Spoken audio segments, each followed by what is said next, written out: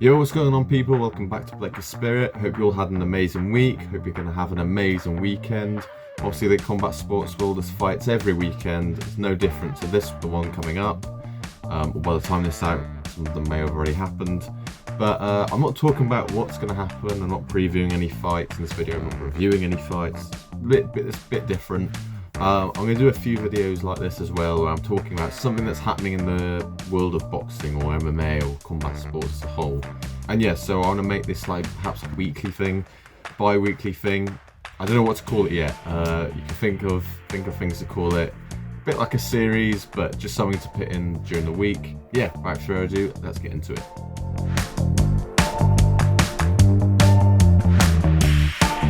First one we're going to look at is Saudi Arabia's involvement in the combat sports world, and I think given like the current what's going on, especially in boxing, this video is perhaps going to be a bit more on the whole boxing side. Obviously the UFC they've done a few cards in Abu Dhabi, but I'm going to be doing this video is more on the Saudi Arabia involvement in boxing, but it could also have effects in the wider combat sports world as well.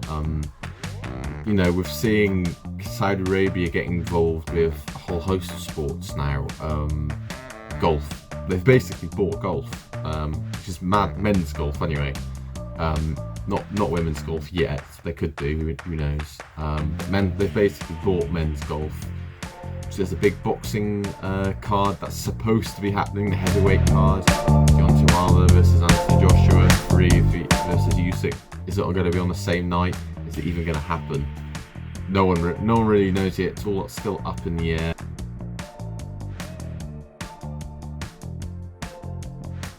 And now, if you follow football, particularly European football, you're seeing now that loads of these Saudi Arabian clubs are luring in world-class footballers from the Premier League and from other like top European leagues in the world of football, and bringing them over there, paying them top dollar. I think N'Golo Kante is getting paid like something ridiculous, like 100 million a season. Absolutely bonkers numbers.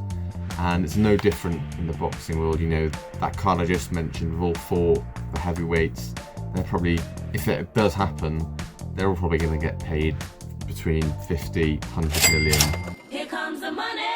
Here we go. Money talk.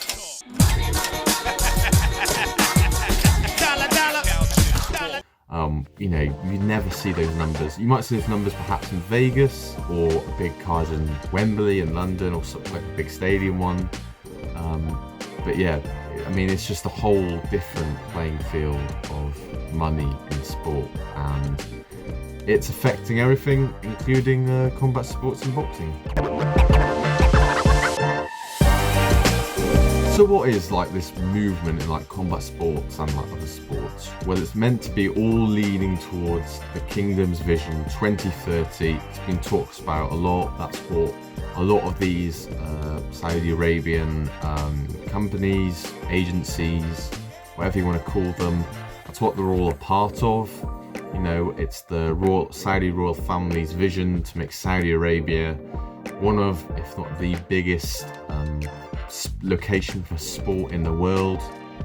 They want to dominate as many sporting markets as they can. Is it a form of sports washing? Probably. But you know, I'm sure they also want to diversify. Perhaps it's also they just want to try and diversify the money streams as well. Obviously, nearly all of their wealth is relied on fossil fuels, so oil and petrol, diesel, whatever, all that kind of stuff. So perhaps they want to try and invest in something completely different, try and recoup some money.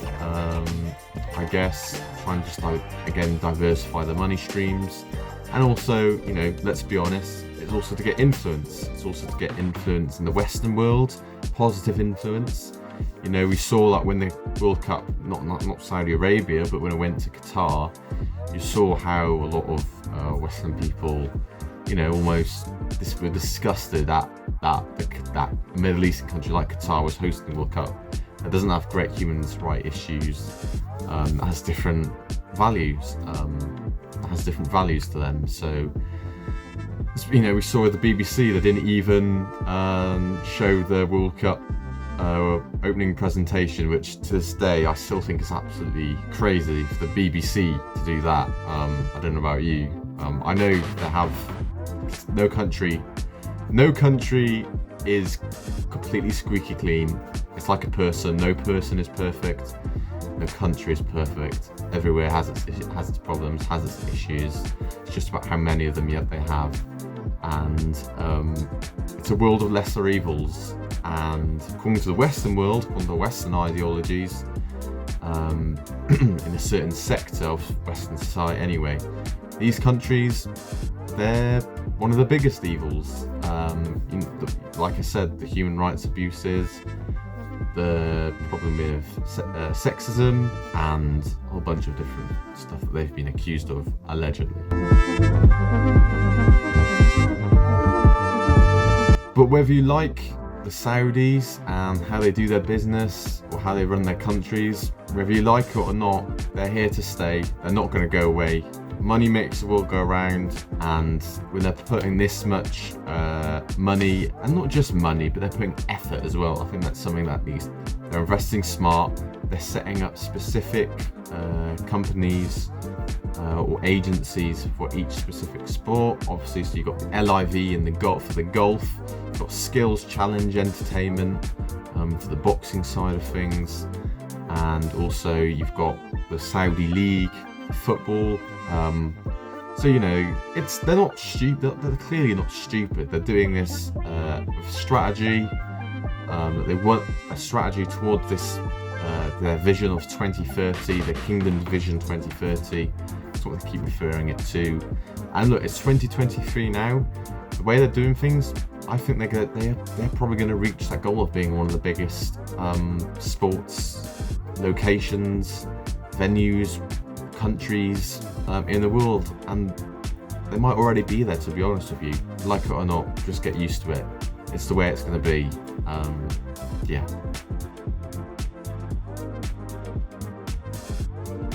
Now, as is a combat sports channel, so I'm going to focus a bit more on the combat sports side of things. Obviously, I mentioned it a little bit before. Skills Challenge Entertainment. That is the agency the Saudis are using as like their boxing promotion kind of thing. They've already signed IBF, WBA, WBO heavyweight world champion Alexander Usyk, signed WBC cruiserweight champion Badou Jack.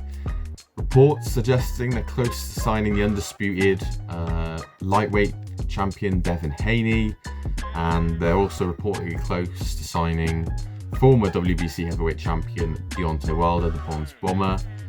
Those two I'm seeing in the reports, those two are apparently meant to be close. Obviously, they're just reports, anything can happen, but those two are reportedly close. They've already got Badou Jack and Usyk, they'll make plenty more. When they're doing like this whole boxing, huge boxing, heavyweight boxing card thing they're trying to get over, is Anthony Joshua and Deontay Wilder and Tyson Fury, are they going to be like Usyk and they're going to be tied down to specifically Skills Challenge Entertainment, or is it just going to be for this event? I don't know yet. I suspect the promoters like Frank Warren and Eddie Hearn won't want to give too much of their fighters' rights, I guess, to the Saudis. They still want a bit of control, obviously. But yeah, those are the four. Well, 2 confirmed, 2 rumoured, but those are the 4 that I'm hearing that look like going to be, well, they are. 2 of them already signed, 2 of them are close. So Skills Challenge Entertainment, it's based in Riyadh. Its headquarters are based in the Saudi Arabian city of Riyadh. Now I'm going to say the founder's name because I don't want to screw this up. Prince Khalid bin Abdulaziz Al Saud. Beg your pardon if I butchered that. I didn't mean to, but yeah, Prince Khalid bin Abdulaziz Al Saud. He is the one. I think he's also not only the one that's trying to pioneer the Skills Challenge Entertainment thing on the boxing side. I think he's also trying to appear the whole. He's a big part of the whole like Kingdom's Vision 2030. So yeah, that's what it is. They say it's like the country's leading sports entertainment agency as well. So I mentioned before how they've got all these different things for sports. Maybe they'll have other sports for skills challenge entertainment as well, not just boxing. Maybe they might even go to MMA, who knows. The promoter, I guess, he's like the main spokesperson, representative. I don't know how much power he has in terms of contracts and organising events, but he definitely is the leading face, the promoter, the Dana White of skills challenge entertainment. That is Amir Abdullah. Used to work Mayweather Promotions. I think he also worked in the Mayweather gym in Vegas as well. I'm not sure on the boxing side or the personal condition side, but he definitely did. But now he's over there, he's doing his thing, good on him. And yeah, now another thing that's been cleared up by Skills Challenge Entertainment and Amir is that Irish crime mob boss Daniel Kinahan, who has links to fighters, he's had links to Tyson Fury, he's had links to Josh Taylor, and it has been pictured with people from Skills Challenge Entertainment. Amir Abdullah did a interview a few months back, saying, look, we've completely cut ties with him, he's not with us anymore. And this was after he's now been sanctioned by the US, so he can't really travel anymore. Tommy Fury would know a bit about that. But yeah, Daniel Kinahan, apparently, believe that if you will, but he's meant to have distanced himself from Skills Challenge Entertainment, or rather they've distanced themselves from him. So I guess that's one good thing, if you believe them, that is, about them, that they're not run by an Irish crime boss who's had very dodgy links to loads of big fighters in the past. So at least we've got that, hopefully. And I mentioned it previously before, the biggest thing in boxing at the moment, or the biggest talking point, the biggest event that could be happening of 2023, which is already having a fantastic year in boxing.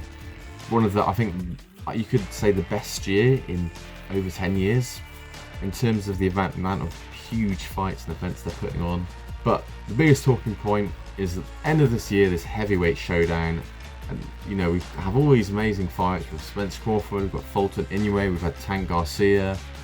We're about to have Smith Beterbiev, which is also, I think, a very underrated fight. I think that, people think Yard Beterbiev is good. I think Smith and Beterbiev could be just as good. We're having all these amazing fights, and at the end of the year in December, bang, we have the heavyweight showdown, the four horsemen of the heavyweight division, if you like. Fury versus Usyk for undisputed, Wilder versus AG, not for a belt, but it's still a huge fight. Two of the biggest punches in the division in boxing. That could just be the cherry on the cake, cherry on the top, 2023, that heavyweight showdown. And although the World Boxing Super Series was held in Saudi Arabia in 2015, I think it was 2016, this could be the real turning point in skills challenge entertainment, in boxing, in Saudi Arabia, in combat sports, in sport. This would be huge. This would be a huge moment in sport.